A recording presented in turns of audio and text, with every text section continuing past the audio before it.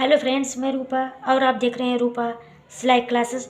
तो फ्रेंड्स, आज की वीडियो में हम आपको बताएंगे कि सूट का जो है कमीज का मेजरमेंट कैसे ले।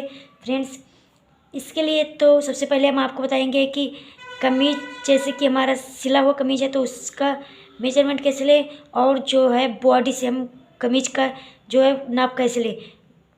बहुत से लोग जो है बॉडी से नाप लेते हैं, तो कई लोग हैं जो तैयार कमीज से नाप लेते हैं। तो फ्रेंड्स, आज की वीडियो में हम आपको दोनों नाप अलग अलग करके दिखाएंगे। तो फ्रेंड्स, इसके लिए सबसे पहले जो है हम आपको एक तरफ हमारा है सूट से नाप लेना है और दूसरी तरफ हम बताएंगे आपको बॉडी से नाप लेना। तो फ्रेंड्स, सूट से नाप लेने के लिए फ्रेंड्स सबसे पहले हम आपको पहला ट्रिक्स बताते हैं।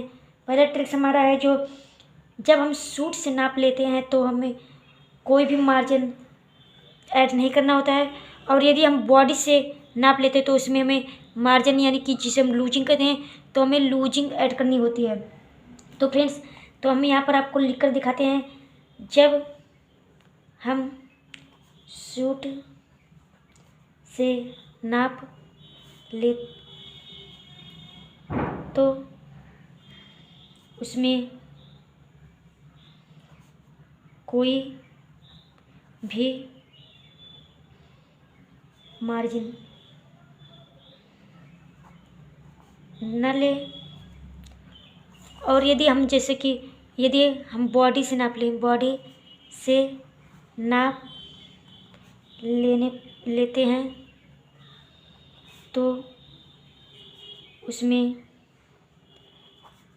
1.5 से 2 इंच हमें लूजिंग ऐड करनी पड़ती है। तो फ्रेंड्स, ये मेरा पहला ट्रिक्स है। यदि आप सूट से नाप लेते हैं तो उसमें हम कोई भी लूजिंग ऐड नहीं करेंगे, और यदि जैसे हम बॉडी से नाप लेते हैं तो हमें 1.5 से 2 इंच लूजिंग ऐड करनी होगी। यदि हम बॉडी से नाप लेंगे तो यदि हम लूजिंग उसमें ऐड नहीं करेंगे तो हमारी कपड़ा जो है उसे पहनने में दिक्कत होगी, वो हमारे कपड़ा जो है बहुत ही टाइट हो जाएगा, इसलिए हमें लूजिंग ऐड करनी होती है। और नंबर 2 ट्रिक्स है हमारा, जब हम सूट से नाप लेते हैं तो हमें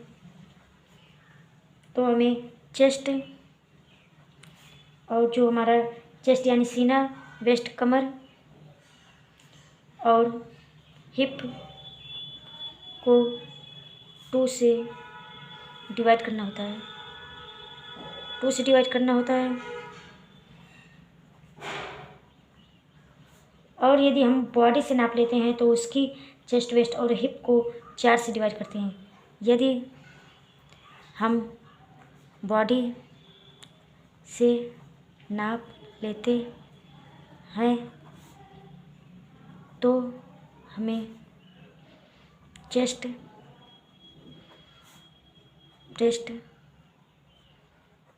और हिप को 4 से डिवाइड करना होता है। और हमारा तीसरा टिप्स है, यदि जब हम सूट से नाप लेते हैं तो हमें एक बात का ध्यान रहना चाहिए कि वो जो सूट से हम नाप ले रहे हैं वो हमारा आयरन किया हुआ है, इस्त्री किया हुआ है नहीं। तो फ्रेंड्स, हमारा तीसरा टिप है, जब हम सूट से नाप ले तो इस बात का ध्यान रखें कि कपड़ा आयरन हुआ है या नहीं। और जब हम बॉडी से नाप लेते हैं तो हमें एक बात का ध्यान रखना चाहिए, बॉडी से नाप लेते समय हमें ध्यान रखना है कि जिस प्रश्न का हम नाप ले रहे हैं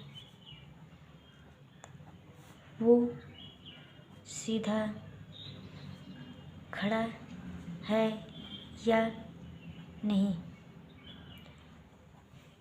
बहुत से लोग हैं जो बॉडी से नाप लेते समय खड़े नहीं रहते हैं, मतलब थोड़ा सा जो है लूज खड़े रहते हैं। तो फ्रेंड्स, आपको ध्यान देना है कि यदि आप बॉडी से नाप ले रहे हैं तो हमें जिस व्यक्ति का नाप ले रहे हैं तो वो हमें एकदम सीधा फ्रेश रहना चाहिए, ताकि हमारा फिटिंग अच्छे से आए।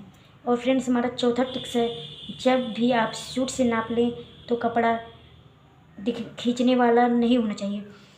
तो बहुत से जो है कपड़े जो होते हैं वो खिंचाव होते हैं, तो हमारे कपड़े जो है सिलने के बाद वो इधर से उधर खींचते हैं। तो फ्रेंड्स, हमें ये ध्यान रखना चाहिए कि जब भी आप सूट से नाप ले तो कपड़ा खींचने वाला नहीं होना चाहिए।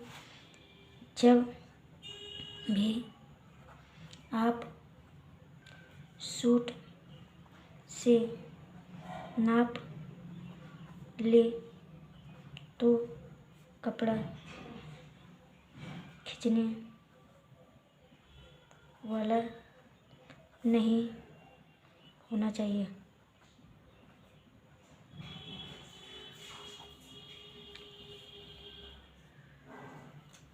बॉडी में नाप लेते वक्त ध्यान रहे कि हील ना पहने हो।